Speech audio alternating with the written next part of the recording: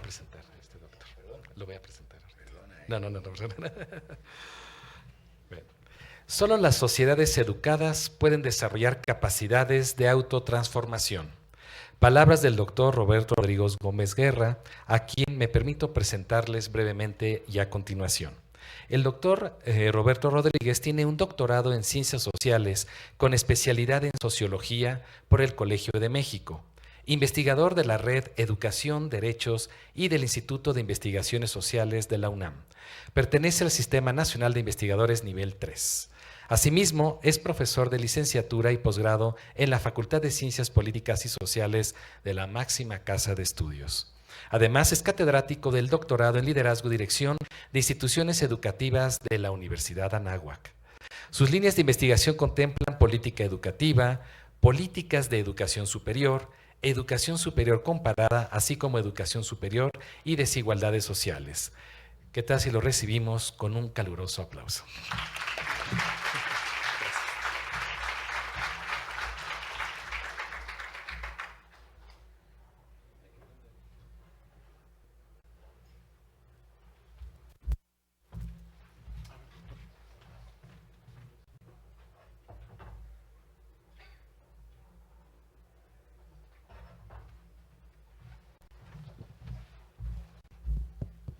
Listo. Bueno, gracias por invitarme. Como miembro del claustro de esta facultad, es verdaderamente un honor poder participar en este evento, que además es una celebración, 30 años. Se dice fácil, pero es toda una trayectoria, es como toda una vida ya del posgrado en educación.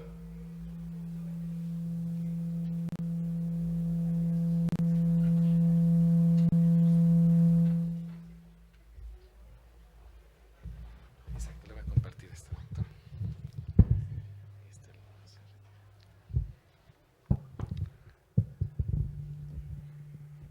Que ya se indicó, ha sido un posgrado pionero en la propia universidad. Es un orgullo pertenecer a él. Y en ese sentido quisiera reiterar pues mi agradecimiento a la invitación que me fue hecha para participar a través de esta conferencia. El tema es, como está enunciado, qué podemos esperar del nuevo gobierno en materia educativa. Y para abordarlo, intentaré hacer un recorrido por la manera en que se han ido colocando las piezas que deben culminar, así lo esperamos todos, en un nuevo planteamiento general de la educación en nuestro país. Al igual que la reforma del 2013, se decidió que ésta se anclara en una reforma normativa. Y esta reforma normativa incluyó prácticamente todos los componentes, comenzando por la reforma del artículo 3º constitucional. El actual titular del Ejecutivo tuvo en realidad dos campañas, una campaña preelectoral y otra postelectoral, hecho en cierto modo inédito en la historia. Después de haber sido ya declarado como presidente, realizó una segunda gira nacional de trabajo, en las que ya fue enunciando un conjunto de, vamos a decir, promesas que tenían que ver con la educación, fundamentalmente tres. Una, la de eliminar la reforma educativa. De la manera más clara lo dijo durante su visita a Guelatao, en presencia de líderes de la CENTE, se comprometió con ellos a eliminar la reforma educativa. Se fue comprometiendo también a distintos grupos, territorios y comunidades a generar una oferta universitaria. lo que sería posteriormente pues el sistema de instituciones Benito Juárez García. Y se comprometió también a evitar que hubiera rechazados a las universidades. Esas fueron básicamente sus tres promesas de post-campaña. Es llamativo que el presidente prácticamente nunca interpeló a la sociedad mexicana en su conjunto, no hacía propuestas para la sociedad, sino para grupos, comunidades, territorios, etcétera, específicos. Para él, la sociedad mexicana es en abstracto el pueblo es más su base social que la ciudadanía a quien se debe, me parece, interpelar de manera continua y permanente. Pero así fueron las cosas. La prioridad de la reforma educativa está marcada por dos elementos, pues la primera fue la primera reforma de gran calado que se intentó. La iniciativa del presidente fue ingresada a la Cámara el 12 de diciembre, esto significa 11 días después de su toma de posesión. Y en segundo lugar, esta prioridad de comenzar con lo educativo estuvo dada por el hecho de las fuerzas que se movilizaron en torno a la, digamos, reforma en primer lugar constitucional. Con un error de entrada, con un error que ustedes recordarán, en la iniciativa se supo la madrugada antes de su entrega formal que se había excluido la fracción séptima del artículo 3º, aquella que brinda las garantías institucionales a la autonomía universitaria. Se dijo que fue un error, ¿no? Un error muy, muy dramático, ni que fuera un libro el artículo 3º, ¿no? Es una fracción importante. El que haya elaborado el borrador de la iniciativa difícilmente podía haberla dejado fuera de manera inadvertida, y lo que se alegó que habían sido los servicios técnicos de la Cámara los encargados de la publicación de la Gaceta Parlamentaria, pues es simplemente imposible, ¿no? ¿Por qué se hizo esto? La verdad es algo que permanece en el archivo de las interrogantes no resueltas. Pero se aseguró que se remediaría y finalmente así fue como ocurrió. Una vez que ingresó este documento, la oposición agrupada en 4 partidos, el Partido Acción Nacional, el Partido Revolucionario Institucional, el Movimiento Ciudadano y el que todavía no estaba tan deshecho como lo está ahora, el Partido de la Revolución Democrática, decidieron actuar a manera de bloque y se constituyeron en algo que se llamó el G4. Y tomaron, junto con un grupo de académicos especialistas, la decisión de presentar una propuesta alternativa al planteamiento de la reforma, alternativa e integral, es decir, no la reforma de determinadas fracciones, sino un artículo 3º distinto. Mientras esa decisión iba tomando cuerpo y forma, el Congreso también tomó una decisión trascendental, o no tan trascendental en sus efectos, pero sí en su forma. Es decir, el mecanismo de parlamento abierto. Ya se había experimentado con otras normas, por ejemplo, las de seguridad, las de la ley anticorrupción, el tema de la Fiscalía de la República. Se había experimentado, pero siempre a grupos invitados o especialistas invitados. Acá se abrió la convocatoria al público en general, a quien quisiera participar. Y se fueron haciendo una larga serie de foros preparatorios de la reforma. El propio Congreso, si me ayudas con la otra, esa. Esa convocó los días del 6 al 16 de febrero a un conjunto de mesas. Cada una tendría aproximadamente entre 20 o 30 ponentes. La inscripción fue muy superior a esa de 20 o 30 ponentes. Se dijo que habían sido seleccionados por azar, en realidad no fue así, sino fueron invitados pues por las fuerzas parlamentarias o por los partidos, etcétera.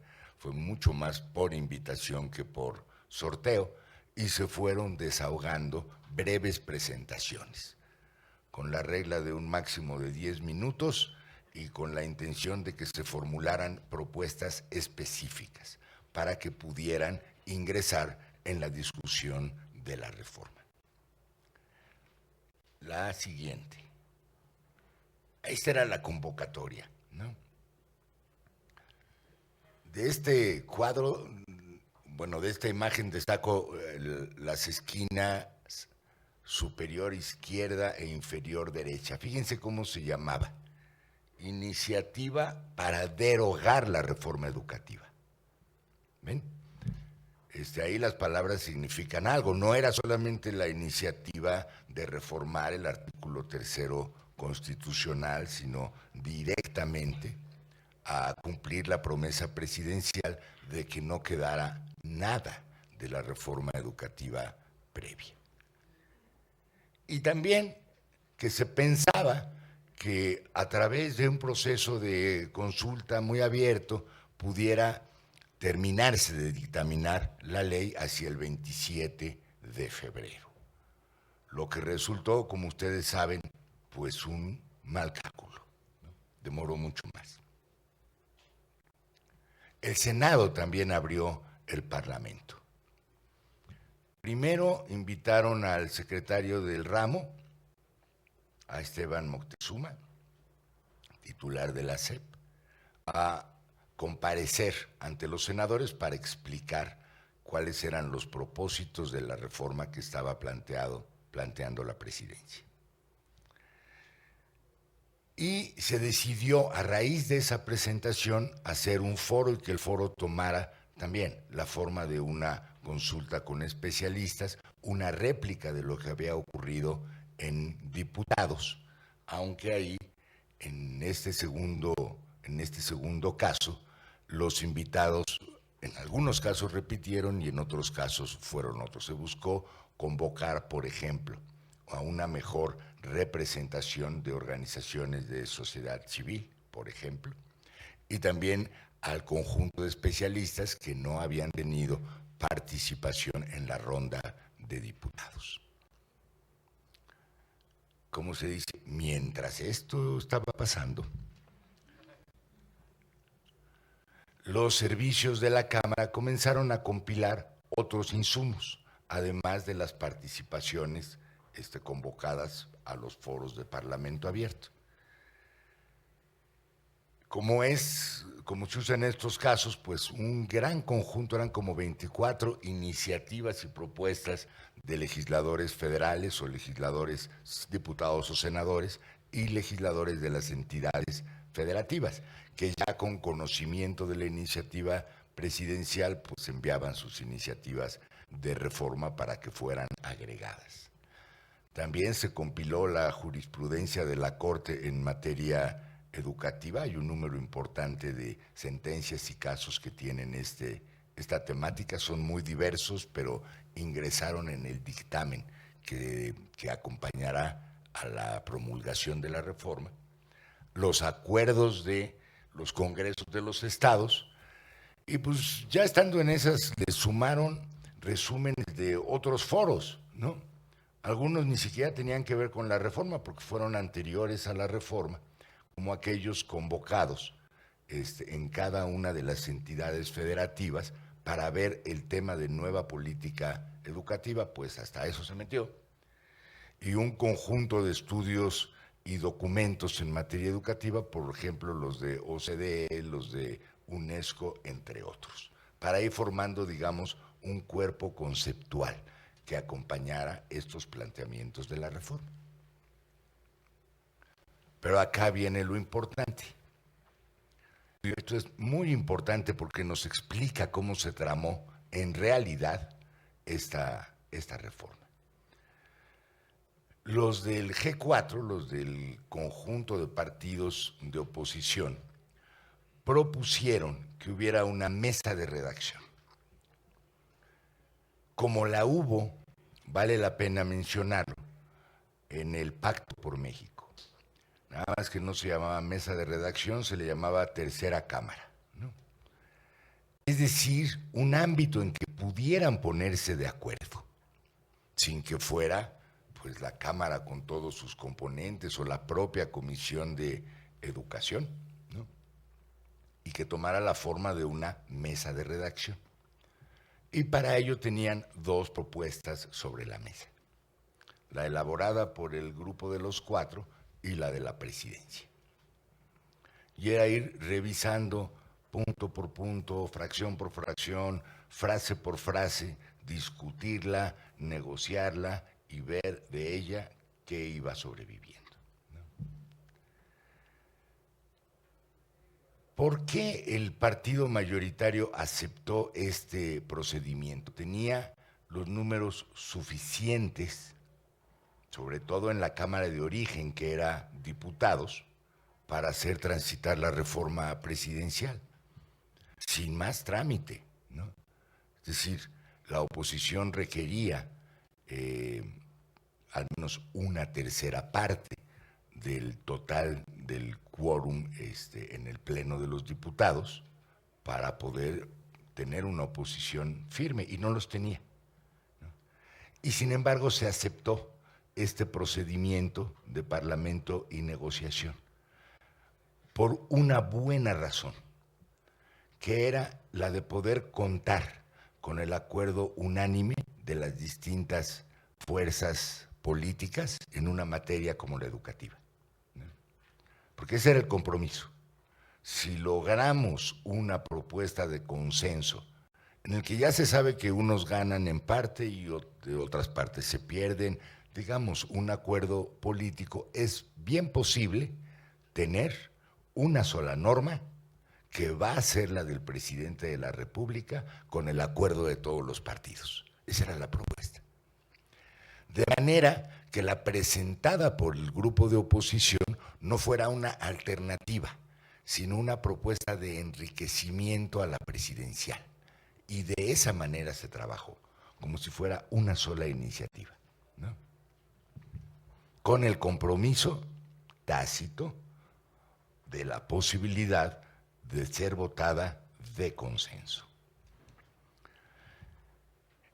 En esta mesa de redacción participaban en primer lugar los coordinadores de los partidos, de cada uno de los partidos, incluyendo el de Morena, el diputado Mario Delgado, el del PAN, el de MC, el del PRD y el del PRI. Noten ustedes que en esa composición la oposición dejaba de ser minoría. Muy importante el punto. En todas partes era minoría, en las comisiones, en el Pleno, en el Senado, etcétera, excepto en la mesa de redacción. La mesa de redacción también contó con la participación permanente de representantes de la SEP, según lo que se fuera discutiendo en cada uno de los días. O iba el asesor jurídico, o iba el subsecretario de básica, o el de media superior, o el de superior, ¿no? O también el consejero jurídico de la presidencia, cuando los temas eran más de técnica legislativa que sustantivos, ¿no? Y también participaban en esa mesa la representación de la Comisión de Educación de la Cámara de Diputados. Y se fue, como les decía, negociando casi centímetro a centímetro la ley, hasta tener una propuesta aceptable por los coordinadores de los partidos. Detalle también importante: los coordinadores de los partidos se ponían de acuerdo, pero faltaba la redacción. La redacción quedó en manos de los apoyos técnicos legislativos de cada uno de los coordinadores, que cumplieron un papel crucial. Se dice ahí entre bambalinas, digamos, que el que tiene el lápiz tiene la ley. Y es verdad, porque es el que finalmente la está redactando. Estos técnicos legislativos son, digamos, personal de carrera. No son necesariamente políticos, pueden pasar de un partido a otro sin problema, no son militantes. Son técnicos especialistas en redacción legislativa. La mayoría, pero no todos, son abogados, ¿no? Y tienen esa capacidad, además una capacidad de trabajo casi indescriptible, ¿no? Pueden trabajar día, noche, así sucesivamente hasta que tienen esa responsabilidad. Y permítanme la frivolidad, pues se llevan muy bien entre ellos, se ayudan y cooperan, ¿no? Entre ellos. Forman una especie de gremio, ¿no? En que si uno no encuentra la solución adecuada, pues su colega la puede tener. Y quizás el que está siendo el técnico de apoyo para Morena encuentra soluciones técnicas en el que está siendo el técnico de apoyo de Acción Nacional. Y eso fue ocurriendo, la verdad, ¿no? Para ir, digamos, limando asperezas de la ley. La siguiente. El problema, una vez puestos de acuerdo los coordinadores, el segundo escollo o la segunda etapa, fue que como Cámara de Origen estaba en manos el dictamen de dos comisiones, la Comisión de Educación y la que siempre le corresponde, la de puntos constitucionales, ambas dominadas muy ampliamente por el partido mayoritario. Pero la Comisión de Educación, además de tener, son creo que 33 miembros, 32 integrantes, de los cuales 22 son del partido mayoritario, ¿no? 17 de Morena y 5 entre Verde, PES y no me acuerdo, ¿no? Ahí el PT, perdón. La oposición tenía solamente 11 representantes en esa comisión. Y la oposición es bloque y no es bloque. Es que imagínense ustedes juntar PAN y PRI, ¿no? O juntar PAN y PRD. No es tan sencillo, ¿no? Esa actuación como un bloque disciplinado, nunca lo fue, ¿no? Para ponerse de acuerdo en ciertas cosas y después en otros temas actuar por separado. No solamente ese era el problema, sino que el problema era y sigue siendo que 11 de los diputados de esa comisión son afines a la CENTE, ¿no? O son militantes de la CENTE o lo fueron, incluso la presidencia de la Comisión de Educación, ¿no? Y a veces actuaban como diputados de Morena y en otras ocasiones, en repetidas ocasiones, como representantes de la disidencia magisterial. Se pusieron de acuerdo y pudieron, la siguiente, fíjense, el 27 de marzo, llegar a un acuerdo que dejaba satisfechos a todos, ¿no? Satisfechos con las comillas, ¿no? De que sabían que se habían ganado unas cosas y perdido otras, pero está bien, ¿no? Como quedó, quedó, más o menos. Y fue aprobada por la Comisión de Educación, ¿no? De manera unánime, prácticamente, por ahí 2 votos que no. Y ahí vino, a partir de ese momento, el primer bloqueo de la CENTE, ¿no? Bloqueo literal, o sea, bloquearon la Cámara, ¿no?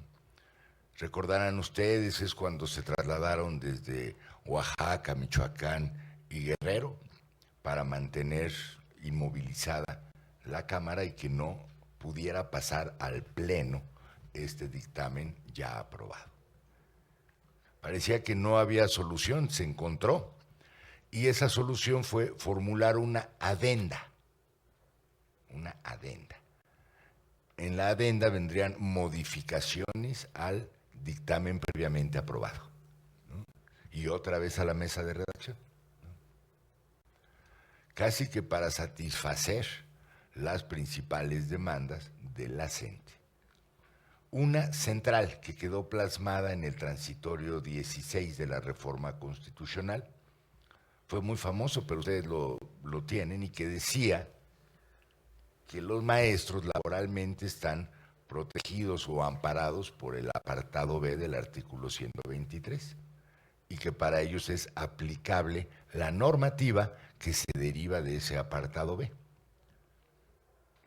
Lo que es bastante justo, pero tiene un pequeño detalle, que ese apartado históricamente desembocó en el escalafón del magisterio, en el antiguo escalafón del magisterio, el que en lugar de la evaluación proponía factores, 4 factores para evaluación, todos se cumplían con requisitos y no con pruebas.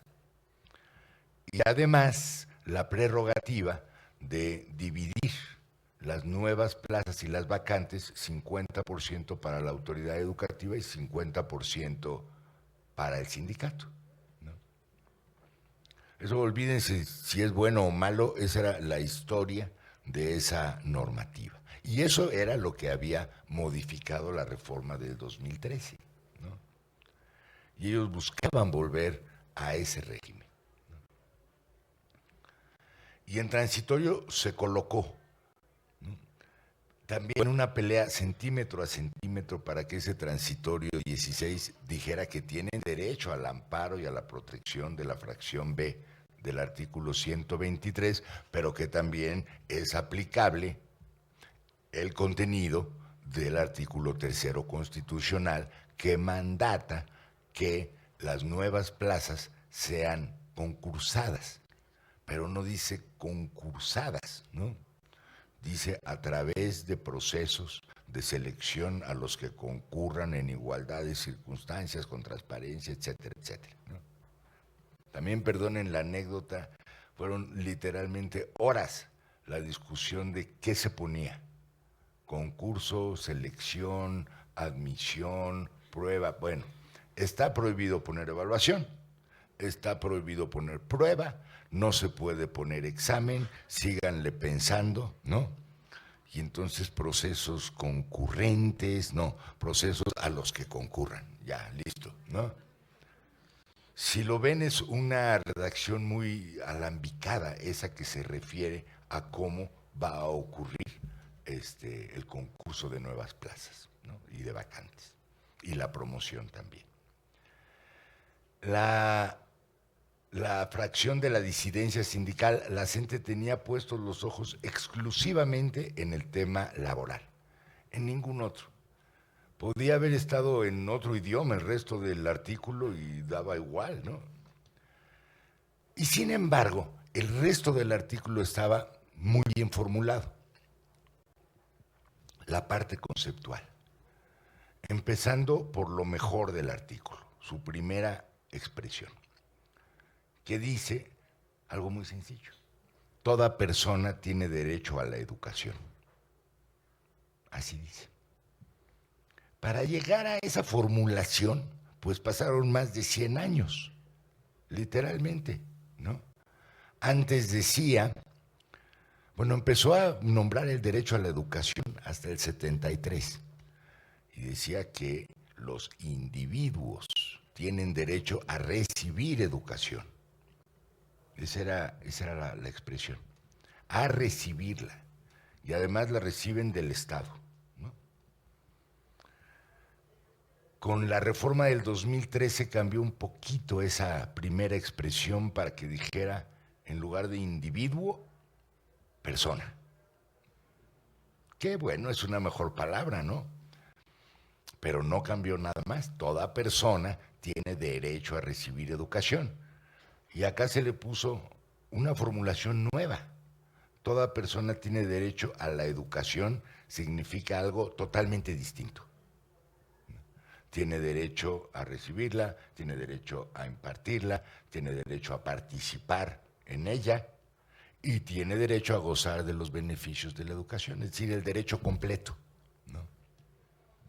Y además la hace coincidente con la misma expresión en la Declaración de los Derechos Humanos, que dice así: toda persona tiene derecho a la educación, y al resto de convenios internacionales que en materia educativa comienzan de esa manera. Entonces ese fue un cambio importante, poderoso, y que estoy seguro va a trascender los años de los años, ¿no? O sea, podrá cambiar la normativa laboral, podrán cambiar algunas otras apreciaciones, pero eso queda en definitiva. También se modificó, y para bien, el conjunto de nociones que tienen que ver con equidad, con inclusión, con el tema del enfoque de género, por ejemplo, universalización, en fin, una serie de conceptos que en la iniciativa presidencial venían enumerados, pero no descritos. La nueva redacción los describe uno por uno, a lo mejor hasta de manera abundante y redundante, pero no queda duda. Cambió la redacción de la educación superior obligatoria y gratuita. Cambió a través del añadido de una fracción, la número 10, y de un transitorio. La fracción 10 dice que esa es obligación del Estado, ¿no? El garantizar la obligatoriedad y la gratuidad, lo que quita el problema para las instituciones. El mandato original es que se volvieran gratuitas y de acceso abierto. No, es el Estado el que tiene que garantizar, como pueda, ¿no?, el acceso de todos los egresados del bachillerato al sistema superior, ¿no?, y que la educación que imparte sea gratuita. El transitorio dice que pues se necesita un fondo especial para eso y que debe haber un fondo económico específico para garantizar la obligatoriedad y la gratuidad, que dicho sea de paso, aunque está en la Constitución, Hacienda no lo ha autorizado hasta la fecha. Y se preservó en sus términos la fracción 7 del artículo 3, la autonomía universitaria. Esa fracción 7 declara, entre otros aspectos, que las universidades autónomas son autónomas en el manejo de su presupuesto, ¿no?, y de su patrimonio. Y las leyes orgánicas de las universidades autónomas declaran como parte de su patrimonio el cobro de servicios, por ejemplo, colegiaturas, ¿no? Entonces no las pueden obligar sin transgredir esa fracción, ¿no?, al cobro de cuotas. Lo que pueden es compensar, por ejemplo, los recursos que obtienen las instituciones autónomas por cuotas, por ejemplo, ¿no? Se hizo la estimación y eso significaría nada más por cuotas y colegiaturas del orden de 12, 13 mil millones de pesos por año, ¿no?, para volver gratuitas a las autónomas, compensando a ellas lo que pagan, ¿no? Y eso tampoco está previsto en el presupuesto, por supuesto, ¿no? Y también en esa fracción 10 se declara que las instituciones educativas tienen el derecho, pues, a fijar los términos para el ingreso de los estudiantes. Entonces, esa fórmula original de gratuitas y obligatorias, pues quedó, digamos, en términos manejables, cuando era imposible de llevar a cabo. No, antes, perdón.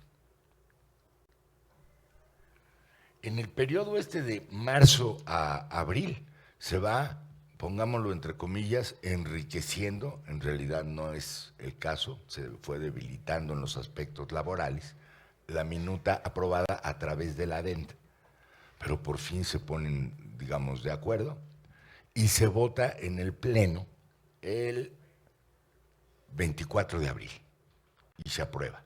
Se aprueba casi que por obvia resolución, ¿no?, por la mayoría de Morena, pero el PAN decide votar en contra.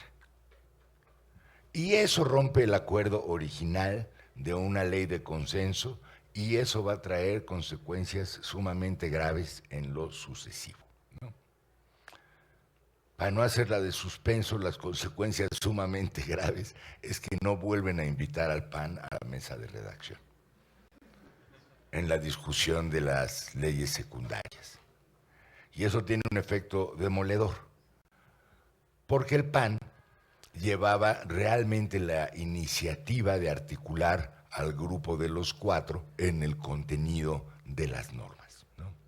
No solo porque los del PAN son más que el resto de las fracciones de oposición reunidas, sino porque había mostrado un liderazgo, ¿no?, en poder conducir este proceso en mesa de redacción, tenía los mejores técnicos, etc. Y pues la lección aprendida es, pues ahora ya no los inviten, ¿no? Y van a quedar fuera.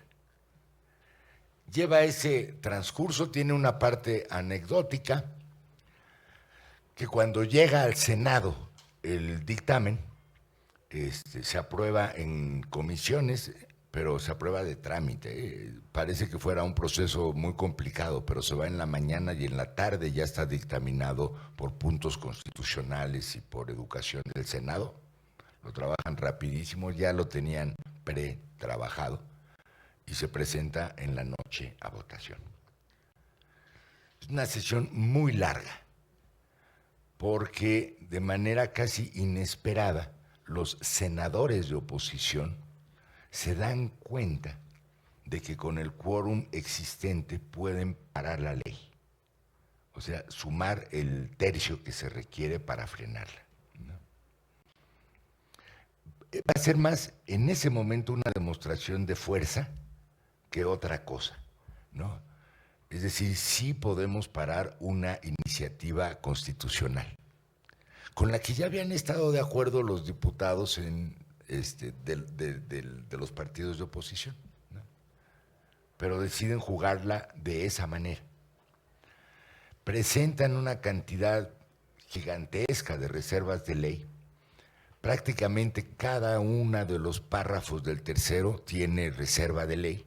Por diputados de diferentes fracciones arman rápido los argumentos para las reservas de ley y van pasando las horas, y las horas, y las horas. Ninguna reserva de ley es aceptada.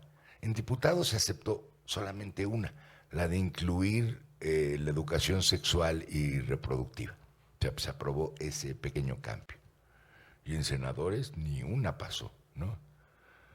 Parece que, bueno, los que están ahí están muy contentos, el presidente de la mesa, Martí Batres, el coordinador de los senadores de Morena, Monreal, ya nos vamos de vacaciones, porque además terminaba el periodo ordinario, votan y les falta un voto, uno, para tener esa mayoría de 2/3 requerida para la aprobación.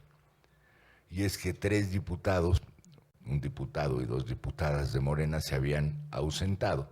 En un caso es grave porque era el coordinador de los senadores de Morena y pierden la votación. No la pierden, la ganan, pero no tienen los 2/3 requeridos. Y se hace ahí un problema legislativo muy interesante, ¿no? Tienen que regresar a diputados la minuta, pero con todas las reservas que fueron presentadas en el Senado. Y va de regreso, ¿no? Y para asegurar que no hubiera ningún problema más de la mayoría esta de 2/3, etcétera, etcétera, se vuelve a hacer una deliberación para convencer tanto a PRI como al PRD y a Movimiento Ciudadano de votar a favor. Y venden su voto. Venden su voto, lo digo en sentido figurado, no lo venden por dinero o no en esa ocasión, ¿no? Lo dan a cambio, ¿no?, de ingresar nuevas modificaciones. Por ejemplo, la de PRI es que se incluye en la lista de materias matemáticas y que se incluye en primer lugar. Los matemáticos de PRI, matemáticas va en primer, y así quedó, por cierto, ¿no? Otros prefirieron, ¿no?, la inclusión de algún otro detalle en la norma final. Por ejemplo, MC, cuyo coordinador es Tonatiuh Bravo, que fue rector de la Universidad de Guadalajara, etcétera, etcétera, tenía mucha preocupación porque quedaran perfectamente especificados los términos del fondo de obligatoriedad y gratuidad en el transitorio, y así se hizo. Total, se convencen, vuelven a votar en esa ronda, aprueban, ¿no? Las reservas que fueron planteadas en senadores son votadas en sentido negativo y va otra vez al Senado, ¿no? Y ahí es momento crucial, pero ya está decidido de que ahí debe terminar la cosa y se aprueba el tercero constitucional. Bueno, no solo el tercero, el 31 y el 73, que siempre van en paquete, pues es la materia educativa constitucional. El del 73 sí tiene importancia, ¿no? Aunque nadie le hizo mucho caso. La reforma del 73 incluye dos disposiciones. Una que es como para sonreír, para no decir algo, ¿no? El 73 está presente desde la Constitución de 1917. Faculta, el artículo 73, al Congreso Federal a establecer una serie de cosas. Entre otras, establecer escuelas. Y literal, el 73 decía, puede establecer escuelas primarias, secundarias, universitarias, técnicas, pero se saltaba la media superior. ¿Por qué? Porque no existía ni la idea de educación media superior que conocemos en la redacción original. Y así fue arrastrada y nunca quedó la facultad de que la federación pudiera establecer escuelas de media superior.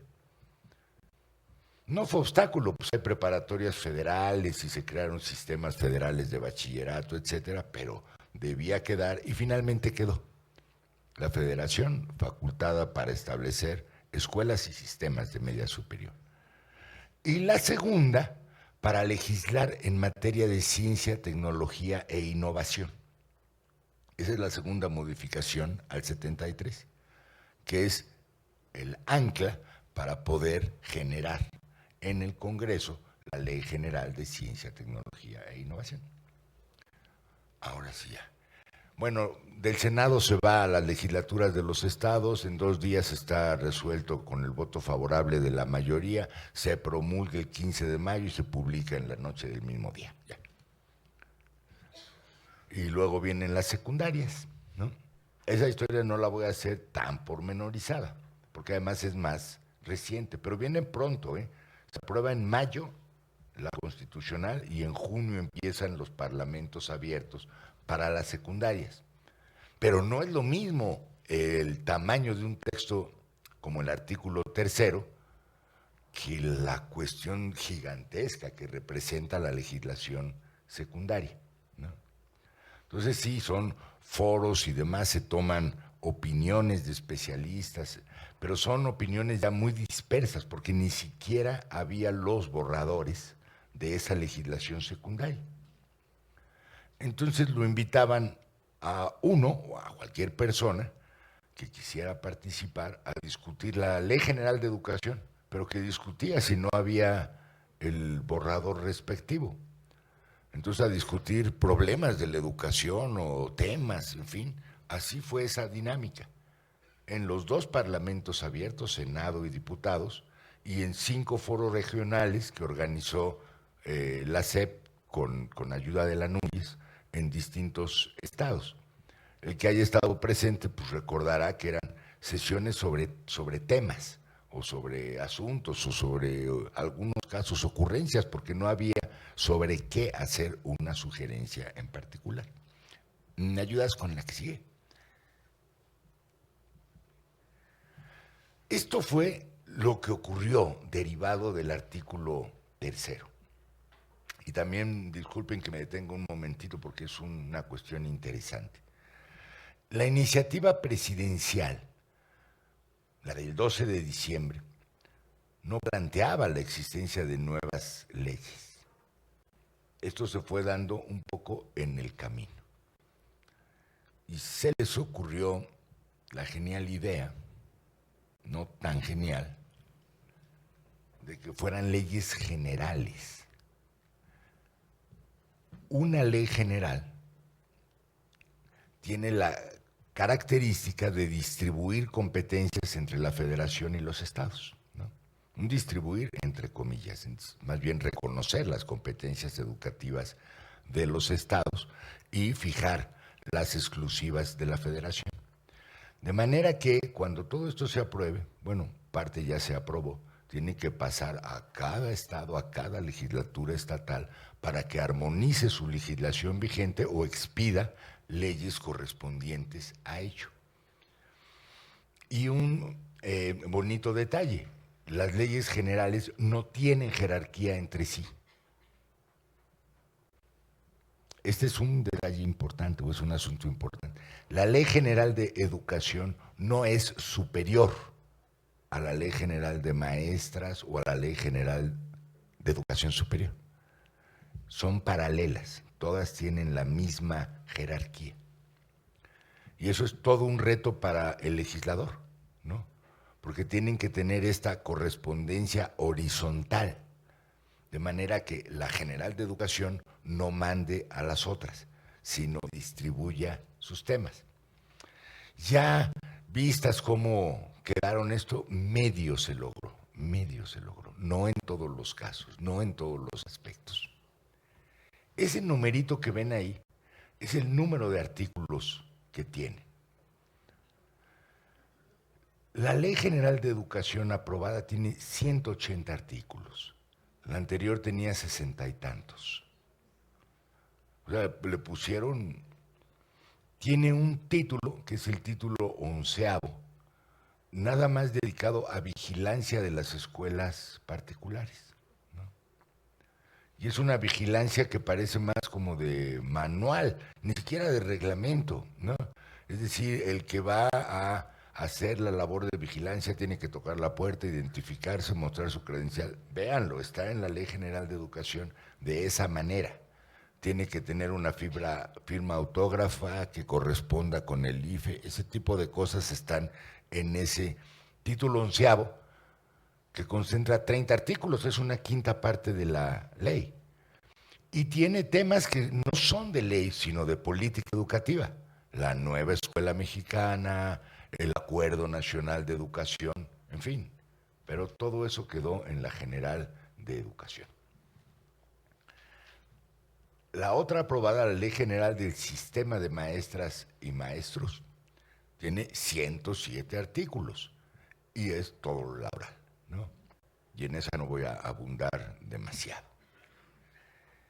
Se hizo la ley en materia de mejora continua de la educación, en reemplazo de la anterior ley del INE, y el Sistema de Mejora Continua de la Educación en reemplazo del Sistema Nacional de Evaluación y en reemplazo del INE. Y hay dos pendientes: la Ley General de Educación Superior, medio cocinada, y la Ley General de Ciencia, Tecnología e Innovación, cruda, ¿no? Sí, porque así es. Y ese será el conjunto normativo, ¿no? Cuando terminen, habrá más o menos 400 artículos nuevos, por lo menos, si no es que llegamos al 500 o casi, contando los transitorios, ¿no? Y después pasa a los estados que tienen que hacer réplica de todo esto, ¿no? Por ejemplo, cada estado, ustedes lo saben, tiene su propia constitución y dentro de ella su artículo, el equivalente al tercero, casi siempre tercero, por cierto. Deberían estar haciendo, y no lo están haciendo, la armonización constitucional. Es decir, que su constitución quede apegada a esta reforma, ¿no? Y tienen un año para expedir esa armonización constitucional.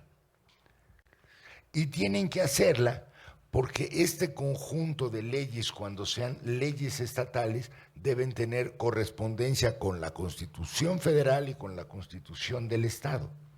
Y están marcando plazos distintos para, en transitorios, como máximos para la expedición de leyes locales, ¿no? Y es algo muy ¿cuál será la mejor palabra? Muy complicado, ¿no? Por ejemplo, todos los estados tienen ley de educación. Solamente un estado tiene ley de educación superior, que es Puebla, ¿no? ¿Por qué? Porque se les ocurrió hacer una ley de educación superior a ellos.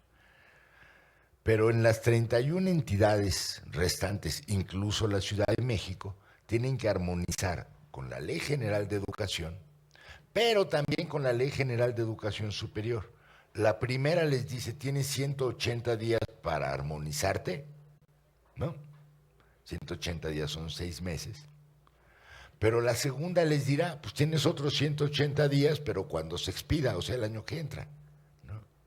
Entonces no checan los plazos transitorios y tendrán que hacer ese trabajo de revisión normativa por lo menos 2 veces, ¿no? Vamos a la... Y bueno, como derivación de la reforma, pues hay consecuencias legislativas, todo lo que se tiene que seguir haciendo en la materia. Ya les dije, las armonizaciones en los estados, no solamente eso, una cantidad de disposiciones de siguiente nivel, es decir, reglamentarias, por ejemplo, las que la SEP tenga que ir expidiendo, pero también ejecutivas. Y esto es muy importante, es al punto en el que quiero llegar ya muy pronto. La ley mandata la reforma constitucional y después las leyes secundarias a que el Ejecutivo haga ciertas cosas, ¿no? Por ejemplo, un programa especial de atención a la primera infancia, porque se incluyó como un ya nivel obligatorio la educación inicial, entonces tiene que haber un programa para ello, un programa de fortalecimiento a las normales, cualquier cosa que esto quiera decir, pero ahí está puesto en la Constitución y tienen que hacerlo. Tienen que reformar el currículum para incluir las materias que están puestas en el tercero constitucional, etcétera, etcétera. Y tienen que iniciar procesos de sistematización para lo que tiene que ver con concursos de incorporación al servicio docente, con promociones y con recompensas. Y además la arquitectura que se requiere en materia de financiamiento, ¿no? Y la distribución de los fondos, porque la normativa secundaria también tiene disposiciones nuevas en cuanto a la distribución presupuestal.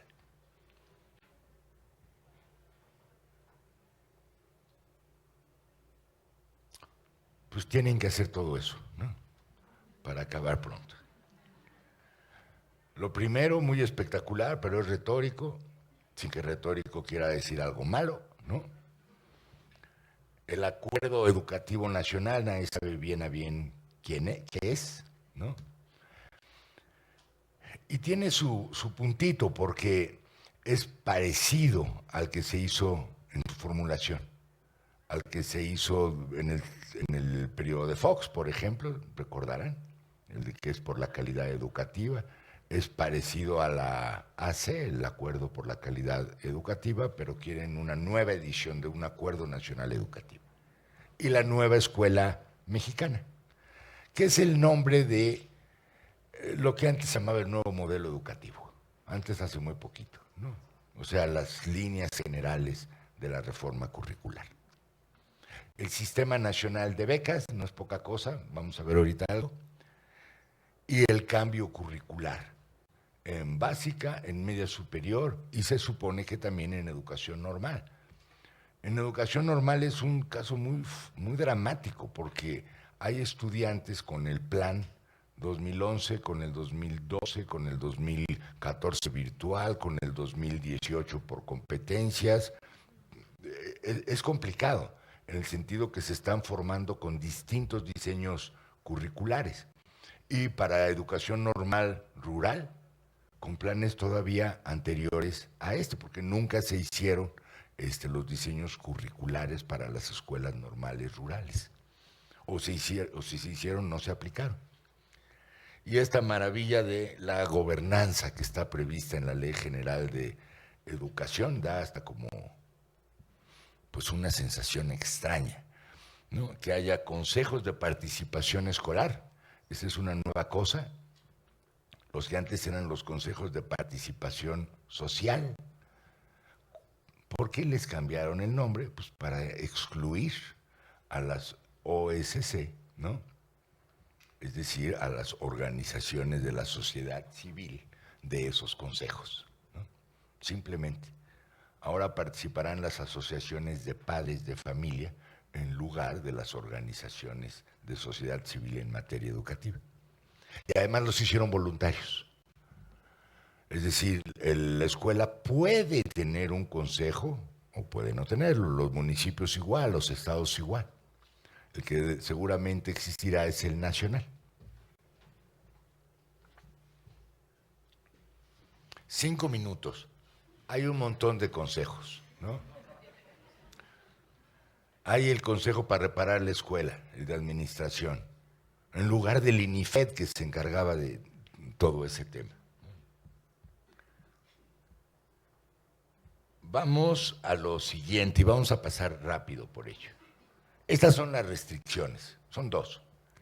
En 2019, como efecto de la austeridad, y decidieron recortar 30% del personal de la SEP.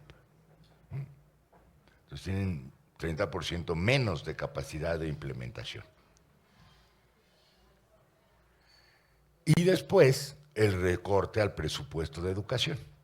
O sea, quieren hacer mucho por menos gente y menos dinero. ¿Qué puede salir mal, no? Perdón. Prácticamente todos los programas para educación básica están en negativo. Prácticamente todos. Pásate a la siguiente. Son estos, excepto uno. Y ese uno, pues son los libros de texto. Pues ahora sí que ni modo que no. Pero todos los demás, y los de formación docente también a la baja, y los de educación inicial también a la baja, y los presupuestos paranormales 30% menos. Castigan a todos, ¿no? Quizás excepto a las universidades autónomas que tienen aumento cero, pero la mitad de ellas están en condición de quiebra técnica, la mitad de ellas.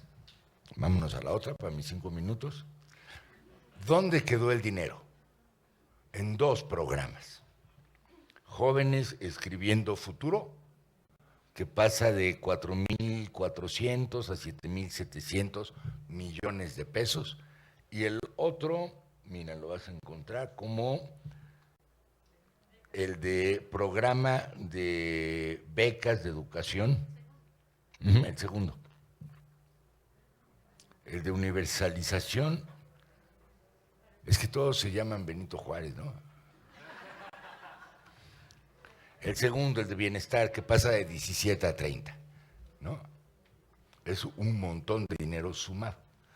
Vámonos rápido a qué son esos, porfa. El de beca universal a estudiantes de educación media superior. No hay que ser un lince para darse cuenta que esos son los futuros votantes, ¿no? Quieren becar a todos con no mucho, bueno, 800 pesos mensuales es algo, no es mucho, por 10 meses del año. Y lo que reservaron de dinero para ese programa da para 3.5 millones de estudiantes, que es casi toda la matrícula de media superior pública, ¿no? Para acabar pronto. Y el otro, Jóvenes Escribiendo Futuro, ese es para superior, y da como para 250,000 becas, ¿no? Con un monto más adecuado, como de 2,000 y pico pesos.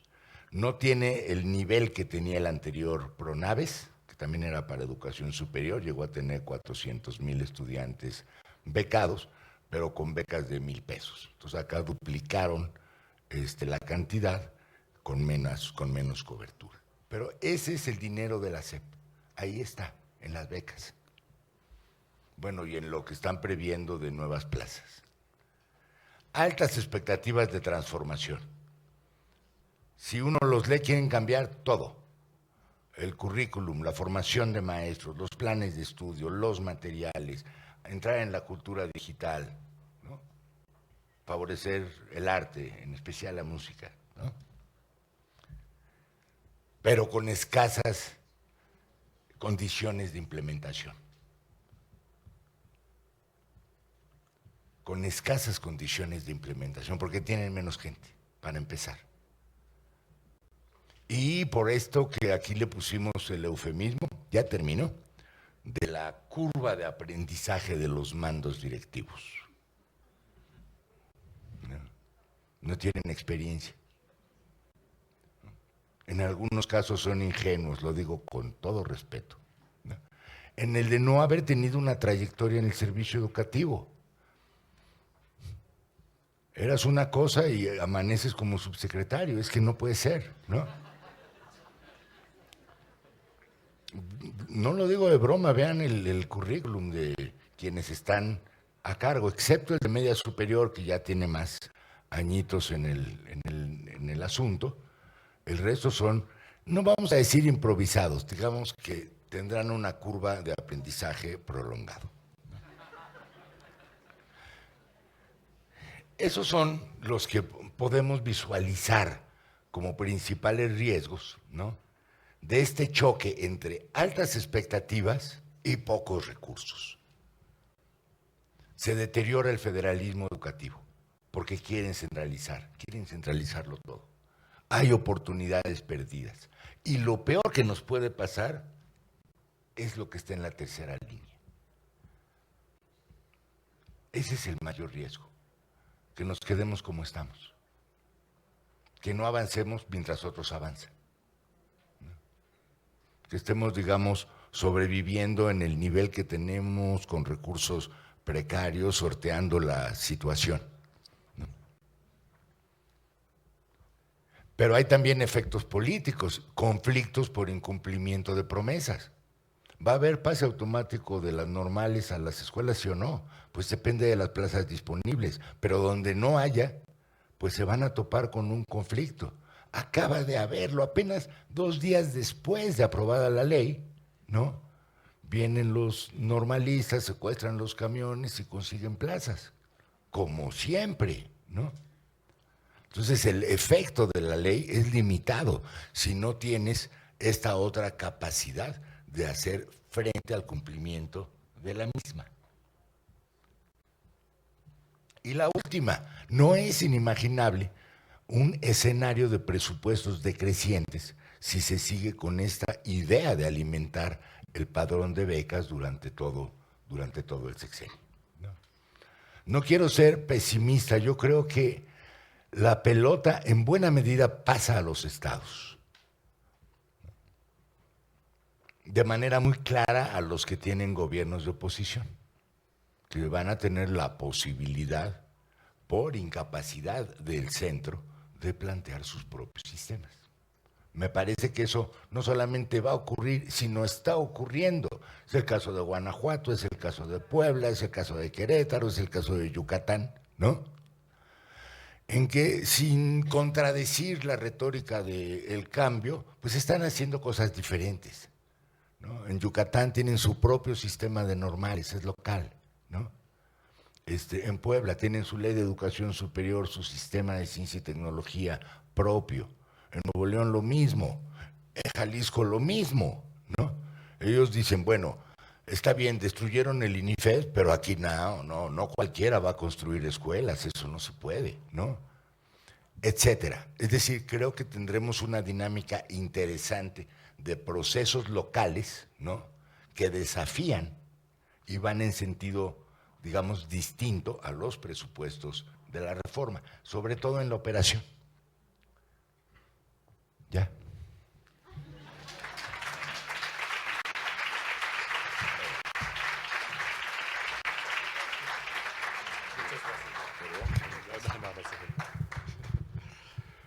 Muchas gracias por su brillante ponencia, el doctor Roberto Rodríguez. A continuación solicitamos la presencia del maestro Juan Carlos Salvador Pérez, egresado de la maestría en educación y también el doctorado en liderazgo y dirección de instituciones educativas, para que haga entrega de este merecido reconocimiento al doctor Rodríguez, así como de un presente por su participación en este seminario. Además, obviamente, de un merecido aplauso de este público que nos honra esta tarde.